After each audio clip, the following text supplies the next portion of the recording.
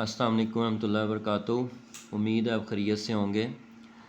आज का लेक्चर जो सा है हमारा वो क्वाड्रेटिक इक्वेशन को प्रूव करने के बाद जो हम क्वेश्चंस या वैल्यूज़ पुट करके उसको आंसर निकालते हैं उसके बारे में है। पिछले लेक्चर में हमने क्वाड्रेटिक इक्वेशन का प्रूफ किया था, लेकिन इस लेक्चर में हम लोग उसी क्वाड्रेटिक इक्वेशन को जो प्रूव किया था, ये जनरल फॉर्म थी उसकी, और ये जो सा था उसका प्रूफ किया था, ये फार्मूला हमने बनाया था। इसके अंदर अब वैल्यूज़ पुट करके तो x की वैल्यू निकालना सीखेंगे। तो एक्सरसाइज 1.2 है, उसका क्वेश्चन नंबर 1 है और पार्ट नंबर 1 है। 2 - x² is equal to 7x। तो ये हमें रकम दी गई है। सबसे पहले हम इसको ये करेंगे कि 7x को उठा के इधर ले आएंगे। जब इधर लेके आएंगे तो -7x हो जाएगा, लेकिन ज़रा गौर करें यहाँ पे -x² है, लेकिन यहाँ पे x² के साथ माइनस नहीं है बल्कि प्लस है, इसलिए हमें 7x को उठा के इधर नहीं लेके आना बल्कि 2 - x² को उठा के दूसरी तरफ लेके जाना, ताकि x² हमारा पॉजिटिव हो जाए। x² को इधर लेके तो प्लस x² हो गया, प्लस 7x हो गया, और ये इधर आके -2 हो जाएगा। तो इस तरह से ये हमारे पास एक जनरल फॉर्म बन गई इस तरह की इक्वेशन की। तो ये हमारी जनरल फॉर्म बन गई। अब a की जगह पे 1 है, b की जगह पे 7 है और c की जगह पे -2 है। तो इस तरह से मैंने लिख दिया ये a is equal to 1, b is equal to 7, c is equal to -2। अब ये जो सी a b c की वैल्यूज़ है ना, वो इस फार्मूले में पुट करेंगे तो हमारे पास x की वैल्यू आ जाएंगी। फार्मूला मैंने दोबारा लिख दिया, -b प्लस -b² -4ac/√/2a। बार बार फार्मूला लिखने का फ़ायदा ये होता है कि ये हमें याद हो जाता है ज़ुबानी। अब 7 की वैल्यू रखें -7 आ जाएगी, यानी b की वैल्यू रखें -7 आ जाएगी, प्लस -b² यानी 7 का स्क्वायर, -4 a की वैल्यू 1 है और c की वैल्यू -2 है। तो ये 7 का स्क्वायर 49 हो जाएगा, माइनस माइनस प्लस हो जाएंगे, 4 2 ज़ार 8 आ जाएगा। दोनों को प्लस किए तो 57 आ गया। ठीक है जी। और इस तरीके से 57 अंडर रूट का पॉसिबल नहीं है अंडर रूट, इसलिए इसको ऐसे ही रहने दिया। तो -7 प्लस -57/√/2 हमारे पास आंसर आ गया। तो इसके दो केसेस बन सकते हैं, एक प्लस का और एक माइनस का। अगर आप इसको अलग अलग करके लिख देंगे तो -7 प्लस 57/√/2, -7 माइनस 57/√/2, या फिर इनको इकट्ठा ऐसे ही रहने दें। इसके इर्द गिर्द ब्रैकेट लगाने का फ़ायदा ये होता है कि ये सोल्यूशन सेट बन जाता है, यानी x की कीमत आ गई। अब ज़रा गौर करें, यहाँ पे x की ज़्यादा से ज़्यादा वैल्यू क्या थी, पावर क्या थी, 2। इसका मतलब इसके जवाब भी 2 आए हैं। अगर क्यूब होता तो 3 आते हैं। अब इसके बाद जो सवाल क्वेश्चन नंबर 1 का तीसरा पार्ट है वो हम करेंगे। 3√x² plus x is equal to 4 3√। अब 4 3√को उठा के इधर ले गए, ये माइनस में हो जाएगा। a की वैल्यू जो सी है 3√रूट हो जाएगी, क्योंकि ये वही इक्वेशन बन गई जो कि ये इक्वेशन है।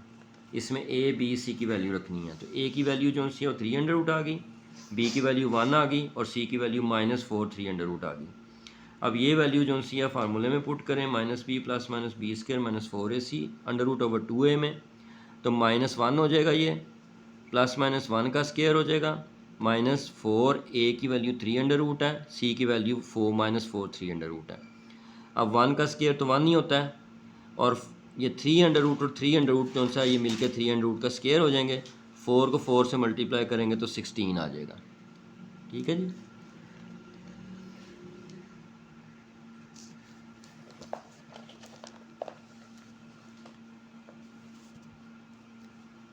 तो इस तरीके से इसकी वैल्यू जो सी है वो हम निकाल सकते हैं। मैं आपको अभी दिखाता हूँ, ये देखें।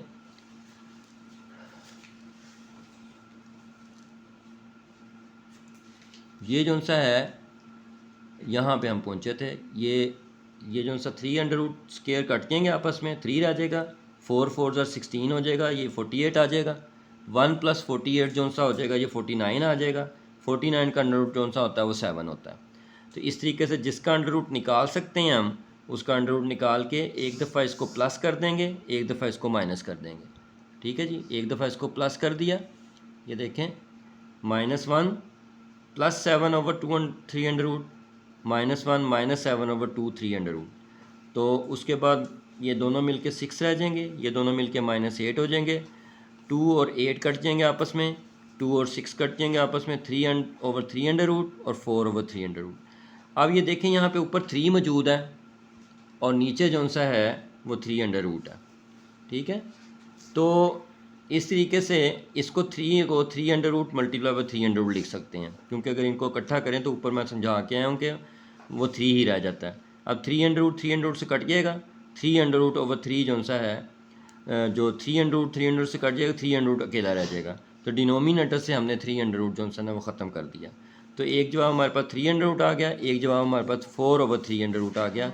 इस तरह से 2 जवाब हमारे पास आ गए।